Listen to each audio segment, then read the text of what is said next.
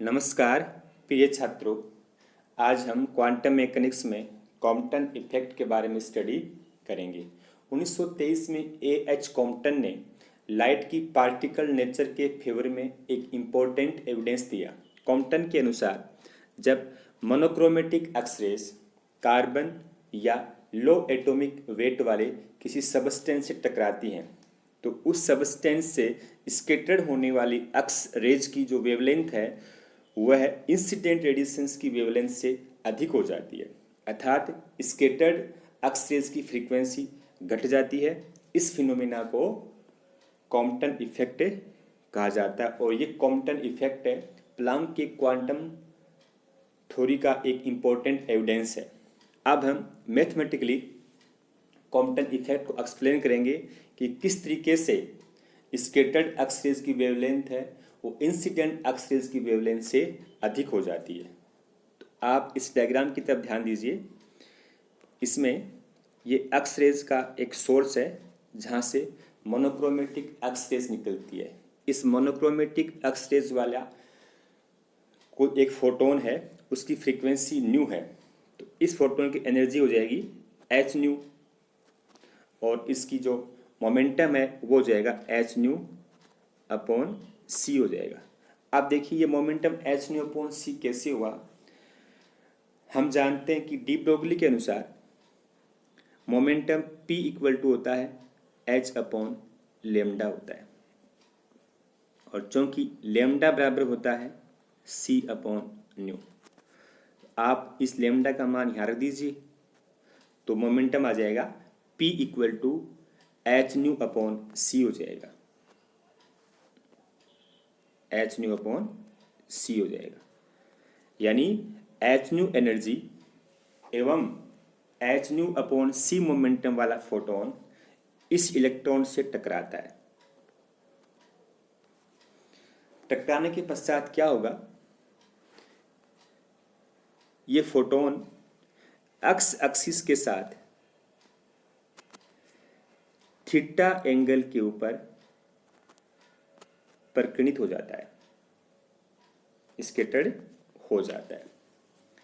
Photon ने क्या की, कुछ मात्रा में एनर्जी है वो इलेक्ट्रॉन को दे दी, तो उसकी एनर्जी क्या हो गई, अब घट गई।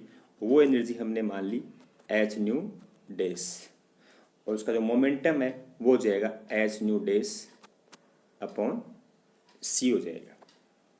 ओके, जब फोटोन ने एनर्जी इलेक्ट्रॉन को दी तो इलेक्ट्रॉन क्या हो गया, उस सबस्टेंस की सरफेस से एक्स एक्सिस के साथ फाई एंगल के ऊपर स्कैटर्ड हो गया।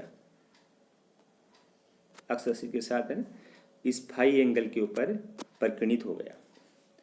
अब देखिए टकराने से पहले जो इलेक्ट्रॉन है उसका जो मोमेंटम है वो जीरो होगा, मोमेंटम उसका शून्य होगा और एनर्जी है उसका मान होगा एम जीरो सी स्क्वायर।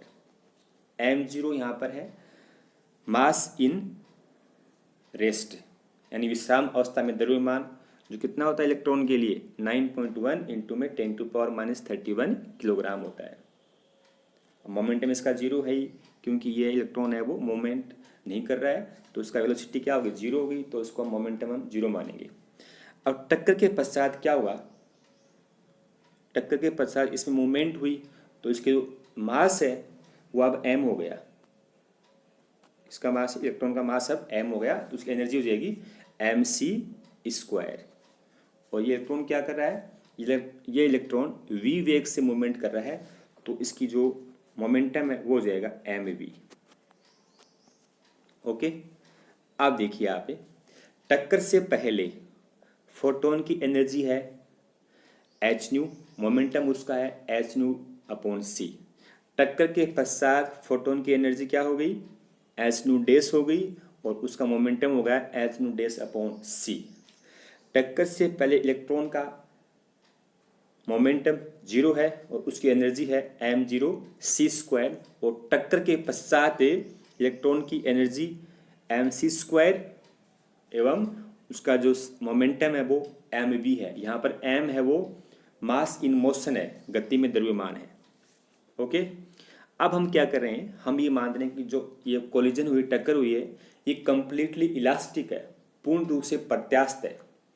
किसी भी कोलिजन, यदि वह कोलिजन कंप्लीटली इलास्टिक है तो उस पर हम एनर्जी एवं मोमेंटम के कंजर्वेशन का प्रिंसिपल अप्लाई कर सकते हैं, यानी ऊर्जा एवं संवेग संरक्षण का सिद्धांत उस पर लागू कर सकते हैं। तो पहले हम एनर्जी कंजर्वेशन का रूल प्रिंसिपल अप्लाई करेंगे। तो उसके अनुसार क्या होता है कि टक्कर से पहले फोटोन और इलेक्ट्रॉन की एनर्जी और टक्कर के पश्चात दोनों की एनर्जी। तो टक्कर से पूर्व कितनी एनर्जी है फोटोन की, एस न्यू है, इलेक्ट्रॉन कितनी है, एम जी सी स्क्वायर। टक्कर के बाद क्या होगी, एस न्यू डेज और प्लस एम सी स्क्वायर हो गई।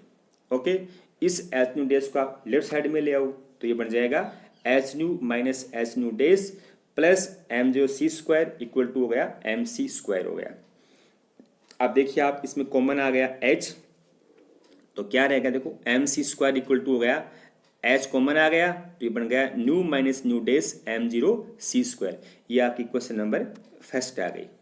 अब हम क्या करेंगे, इक्वेशन फर्स्ट की बोथ साइड में दोनों तरफ समीकरण एक को दोनों तरफ स्क्वायरिंग करेंगे, इसका वर्ग करेंगे।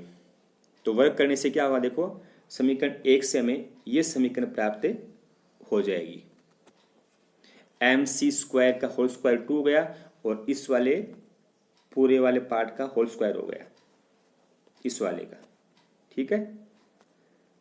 तो ये बन गया h nu minus nu dash plus m g c square का होल स्क्वायर हो गया। जब हमने इसको सोल्व किया तो हमें ये समीकरण प्राप्त हुई, एम स्क्वायर सी की power 4 equal to h square, okay, nu square minus 2 nu nu dash plus nu dash square और plus 2h nu minus nu dash m zero सी square plus m zero square सी की power 4। ये question number 2 आ गई। अब हम collision के ऊपर conservation of momentum का principal apply करते हैं। तो इसमें हमें दो बात ध्यान रखनी है कि पहले तो हमें एक्स एक्सिस में लागू करना है और फिर हमें लागू करना है वाई एक्सिस के अंदर। तो पहले हम क्या करेंगे, आपतित फोटोन की दिशा में यानी एक्स एक्सिस में हम कंजर्वेशन ऑफ मोमेंटम का प्रिंसिपल अप्लाई करते हैं। देखिए टक्कर से पहले का संवेग और टक्कर के बाद का संवेग। टक्कर से पहले कितना है इलेक्ट्रॉन का, 0 है, और फोटोन कितना है, एच न्यू अपॉन सी है। टक्कर के बाद क्या हो गया, टक्कर के बाद जो फोटोन है उसका momentum h nu dash upon c cos theta हो गया और इलेक्ट्रॉन का हो गया एम वी कोस फाई हो गया। अब देखिए आप कोस थीटा और कोस फाई कैसे आया, आप दोबारा इस डायग्राम की तरफ ध्यान दीजिए। इसमें देखिए आप कि ये जो एक्स एक्सिस है इसको हम मानेंगे आधार, ओके, और ये जो स्कैटर्ड फोटोन हुआ है ये वाला, इसको मानेंगे हम कर्ण, हाइपोटेनियस। आप देखिए आप आधार और कर्ण किस में आता है, आधार कर्ण आता है कोस में, कोस, और ये थीटा हो गया यहाँ पर। तब हमने लिखा है H nu upon c cos theta लिखा है हमने, ओके। और इसमें देखिए आप यहाँ पर ये वापिस क्या है, ये आधार है तो ये कर्ण है, एंगल यहाँ पर फाई है तो ये हो गया अपना कोस फाई। यानी कोस जो एंगल है उसमें हम क्या करते हैं, हाइपोटेनियस और बेस को, कर्ण को और आधार को शामिल करते हैं, इस कारण से ये कोस आया है, ओके।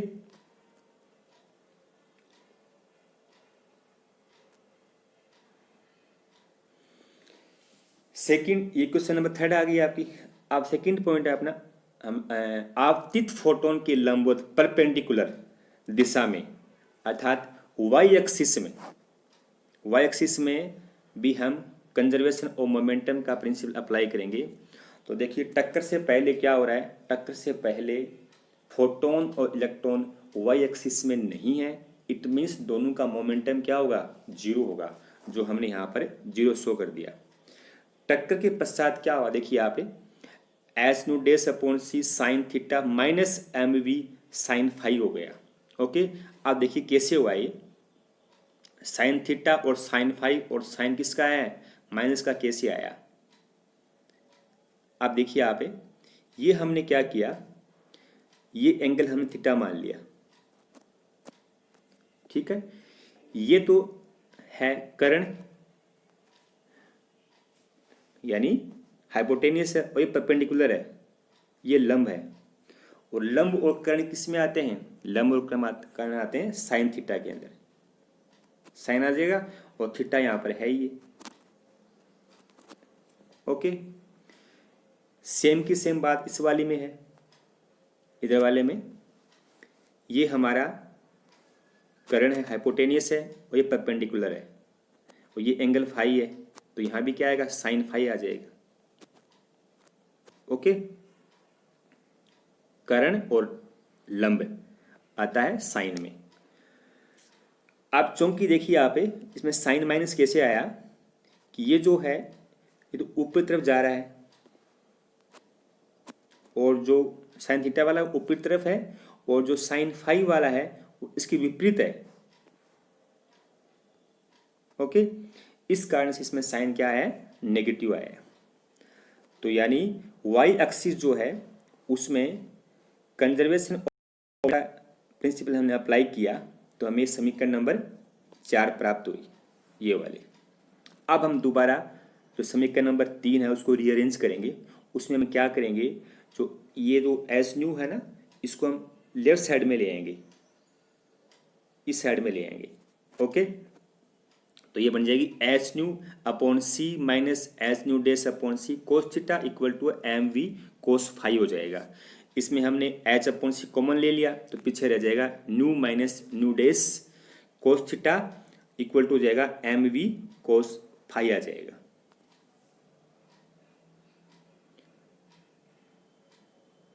एम, आप देखिए आप इस सी को क्या करेंगे, हम इससे मल्टीप्लाई कर देंगे इस एम वी से, तो ये बन जाएगा m v c cos phi आ जाएगा इक्वल टू क्या हो जाएगा, ये वाला h nu minus nu dash cos theta हो जाएगा।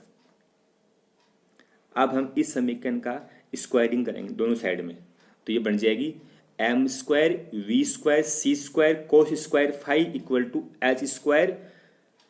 इसको सोल्व कर लिया हमने स्क्वायरिंग करने के पश्चात में, तो ये आ गया h square minus two nu nu dash cos theta plus nu dash square cos square theta. ये क्वेश्चन नंबर आ गई 5। अब हम दोबारा क्या करेंगे, समीकरण जो 4 है उसको दोबारा हम रीअरेंज करेंगे, इस वाले समीकरण को, समीकरण नंबर 4 है ना, इसको हम रीअरेंज करेंगे। तो इसको दे ले जाओ आप, तो साइन क्या हो इसका प्लस हो जाएगा, तो ये बन जाएगा s nu dash c sine theta equal to जाएगा एम वी साइन फाई हो जाएगा। अब इस समीकरण का हम स्क्वायर करेंगे तो क्या बन जाएगा, m square v square c square sine square phi equal to है h square nu dash square sine square theta. ये क्वेश्चन नंबर 6 हो गई। अब ये समीकरण जो 5 है वो तो है एक्स एक्सिस में और समीकरण 6 वाई एक्सिस में, दोनों को जोड़ देते हैं हम।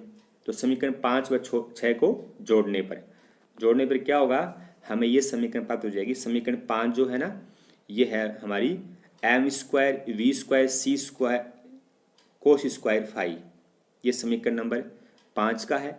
और ये m square v square c square sine square phi, ये समीकरण नंबर 6 का है। एच स्क्वायर ब्रैकेट है nu square minus two nu nu dash cos theta plus nu dash square cos square theta, ये समीकरण नंबर 5 का है। और ये h square nu dash square sine square theta, ये समीकरण नंबर 6 का है। तो हमने दोनों को क्या कर दिया, जोड़ दिया। अब देखिए यहाँ पे इस समीकरण में m square v square c square common आ रहा है, तो हमने कॉमन ले लिया, तो पीछे रह गया cos square phi plus sine square phi equal to, अब देखिए आप इसमें जो हमने लिखा है ये h square nu square sine square theta, इसको हम इस ब्रैकेट के अंदर लेके आते हैं, तो ये क्या बन जाएगा, h square minus two nu nu dash cos theta plus nu dash square cos square theta plus हो जाएगा h square nu dash square sine square theta, लेकिन एच स्क्वायर बाहर है तो हम इसको अब एच स्क्वायर को इसमें मेंशन नहीं करेंगे, तो यहाँ क्या आ जाएगा, यहाँ आ जाएगा new dash square sine square theta. H square क्या है, इसके बाहर है यहाँ पर, तो ये क्या हो गया वास्तव में H square nu dash square sine square theta बन गया। अब चूंकि हम जानते हैं कि इसके बराबर क्या होता है, इसके बराबर 1 होता है, तो पीछे क्या रह जाएगा m square v square c square equal to जाएगा h square nu square minus 2 nu nu dash cos theta. अब देखिए आप इस समीकरण इस वाले पार्ट में यहाँ पर न्यू डैश स्क्वायर कॉमन आ रहा है, तो कॉमन ले लिया हमने, new dash square cos square theta plus sine square theta, और इसके बराबर क्या है, इसके बराबर वापस 1 है, तो ये पीछे क्या रह जाएगा m square v square c square equal to h square bracket है nu square minus 2 nu nu dash cos theta plus nu dash square. ये क्वेश्चन नंबर 7 आ गई। अब हम क्या करेंगे, जो समीकरण 7 है उसको समीकरण 2 में से घटाएंगे। तो समीकरण 2 है हमारी, वो है एम स्क्वायर सी की पावर 4 है। समीकरण नंबर 7 है वो है ये वाली minus m square v square c square, okay, equal to है h square nu square minus 2 nu nu dash plus nu dash square और plus 2h nu minus nu dash m जो सी स्क्वायर प्लस है m zero square सी की power 4। ये question number है 2 और minus हो गया इक्वेशन नंबर 7 वाला, ये minus H square nu square minus 2 nu nu dash cos theta plus nu dash square हो गया, ओके। अब देखिए आप इसमें इन दोनों में क्या कॉमन आ रहा है, M square c square common आ रहा है, कॉमन ले लिया हमने, तो पीछे क्या रह गया c square minus we square, okay. अब जब हमने इसको सोल्व किया, इस वाले पार्ट को इसको सोल्व किया, तो हमें ये प्राप्त हो जाएगा minus 2h square nu nu dash 1 minus cos theta plus 2h nu minus nu dash m जो सी स्क्वायर प्लस एम जो स्क्वायर सी की पावर 4, ओके। अब हम क्या करेंगे, इस वाले पार्ट से एम जीरो स्क्वायर सी की पावर 4 को लेफ्ट साइड में ले आएंगे यहाँ पर, तो इसका साइन क्या हो जाएगा माइनस हो जाएगा, तो क्या बन जाएगा ये m square c square bracket में c square minus we square minus m जो स्क्वायर सी की पावर 4 इक्वल टू हो जाएगा minus 2h square nu nu dash 1 minus cos theta plus 2h nu minus nu dash M zero सी square. Equation number 8 हो गई।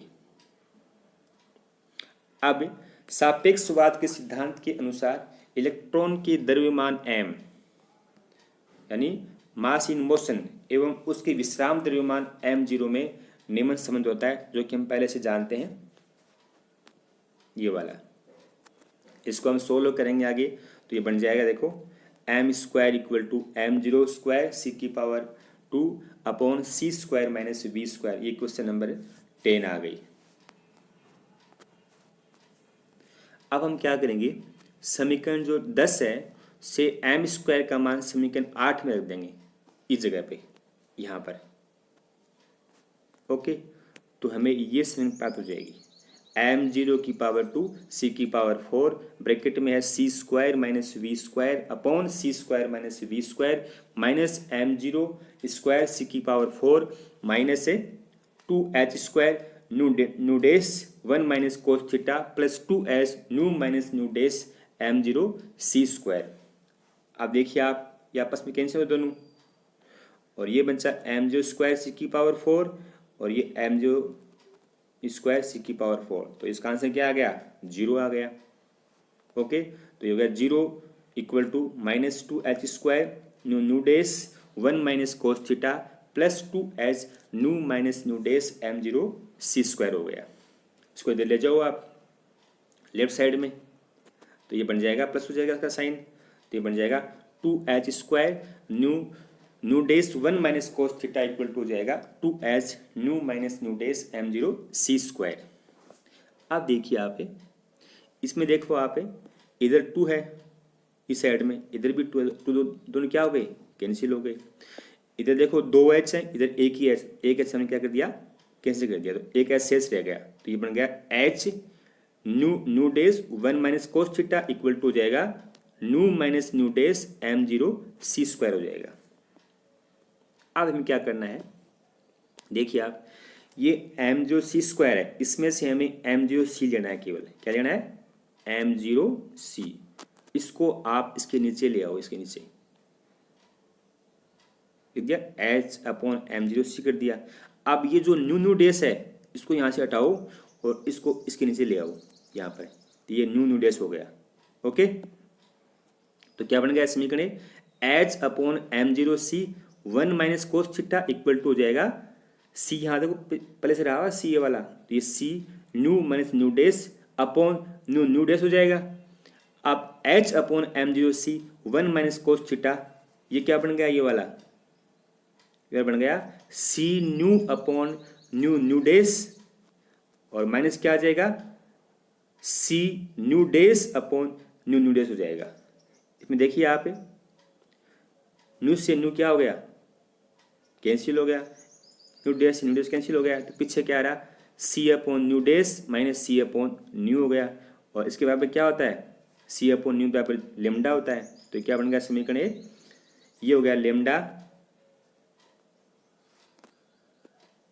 ये हो गई lambda डेस, ये हो गई लेमडा, ठीक है। तो ये हो गया lambda dash minus lambda equal to हो जाएगा h/m0c 1 माइनस कोस थीटा, और लेमडा डेस माइनस लेमडा है डेल्टा लेमडा बराबर क्या हो जाएगा h/m0c 1 माइनस कोस थीटा। ये क्वेश्चन नंबर 11 आ गई, और चूंकि हम जानते हैं कि 1 minus cos theta equal to होता है 2 साइन स्क्वायर थीटा बाई 2, तो ये मान आप इसमें पुटअप कर दो समीकरण 11 में, तो ये बन जाएगा delta lambda equal to 2h/m0c sine square theta by 2। ये क्वेश्चन नंबर आपकी समीकरण नंबर 12 हो गई। ये समीकरण ही कॉम्पटन प्रभाव की समीकरण है, और जो डेल्टा लेमडा है उसको हम कॉम्पटन शिफ्ट या वेवलेंथ में इंक्रीज के नाम से जानते हैं। अब देखिए आप, समीकरण 11 और 12 से क्या स्पष्ट हो रहा है कि जो रेडिएशंस स्कैटर्ड हो रही हैं उनकी वेवलेंथ लेमडा डेस है, वो लेमडा डेस है वो इंसिडेंट रेडिएशंस की जो वेवलेंथ लेमडा है उससे सदैव अधिक होती है। ओके, और इन समीकरणों से ये भी स्पष्ट होता है कि डेल्टा लेमडा न तो पदार्थ के नेचर पर और न ही इंसिडेंट रेडिएशंस के वेवलेंथ पर डिपेंड करता है, बल्कि डेल्टा लेमडा का मान स्कैटर्ड एंगल थीटा पर निर्भर करता है। ओके, तो थीटा के डिफरेंट मान के आधार पर जो डेल्टा लेमडा है यानी कॉम्पटन शिफ्ट के मान अलग अलग प्राप्त हुए हैं, तो हम 3 कंडीशंस अप्लाई करेंगे अब। तो पहली कंडीशन क्या है, जब थीटा का मान 0 हो, अर्थात स्कैटर्ड रेडिएशंस इंसिडेंट रेडिएशन के पैरेलल हों, तब साइन स्क्वायर थीटा बाई 2 क्या हो जाएगा 0 हो जाएगा। तो डेल्टा लेमडा क्या आ गया 0 आ गया, अर्थात स्कैटर्ड रेडिएशंस की वेवलेंथ में किसी प्रकार का कोई चेंज नहीं होगा, अर्थात स्कैटरिंग नहीं होगी। यानी जब थीटा का मान 0 होता है तब प्रकीर्णन नहीं होता है। सेकंड जो केस है वो क्या है, जब थीटा का मान 90 डिग्री हो तब साइन स्क्वायर थीटा बाई 2 बराबर हो जाएगा साइन स्क्वायर 90/2 या साइन स्क्वायर 45 का मान कितना होता है 1/2 होता है, तो इसको मैं सोल्व किया तो ये आ गया 1/2। ओके, तो डेल्टा लेमडा क्या होगी 2h/m0c इंटू में 1/2, उसे 2 क्या हो गया कैंसिल हो गया, तो पीछे क्या आ रहा h/m0c। अब हम क्या करेंगे इस समीकरण में h का m0 का और c का मान रख देंगे, तो डेल्टा लेमडा का मान हमें ये प्राप्त हो जाएगा 0.0242 इंटू में 10⁻10 मीटर या 0.0242 आंगस्ट्रॉम प्राप्त हो जाएगा। और इस डेल्टा लेमडा के इस मान को हम कॉम्पटन वेवलेंथ कहते हैं। तीसरा जो केस है वो ये है कि जब थीटा का मान 180 डिग्री हो, अर्थात इंसिडेंट रेडिएशंस की दिशा के विपरीत दिशा में स्कैटर्ड रेडिएशन जाता हो, तब क्या होगा, तब साइन स्क्वायर थीटा बाई 2 कितना हो जाएगा 1 हो जाएगा। ये वाला। तो डेल्टा लैम्डा क्या हो गया, 2h/m0c इंटू में 1 या 2 इंटू में 0.0242 एंगस्ट्रॉम या डेल्टा लैम्डा इक्वल टू हो जाएगा 0.0484 एंगस्ट्रॉम। ये मान क्या है, ये मान कॉम्पटन जो शिफ्ट है, कॉम्पटन वेवलेंथ है, उसके मान से डबल है। और डबल कब है, जब थीटा का मान भी डबल है। तो इसका मतलब ये हुआ कि थीटा के मान में जितनी अधिक वृद्धि होगी उसी अनुपात में डेल्टा लैम्डा के मान में वृद्धि होगी। इस तरीके से हमने ये सिद्ध कर दिया कि स्कैटर्ड जो रेडिएशंस होती हैं उनकी वेवलेंथ इंसिडेंट रेडिएशंस की वेवलेंथ से अधिक होती हैं। Thank you.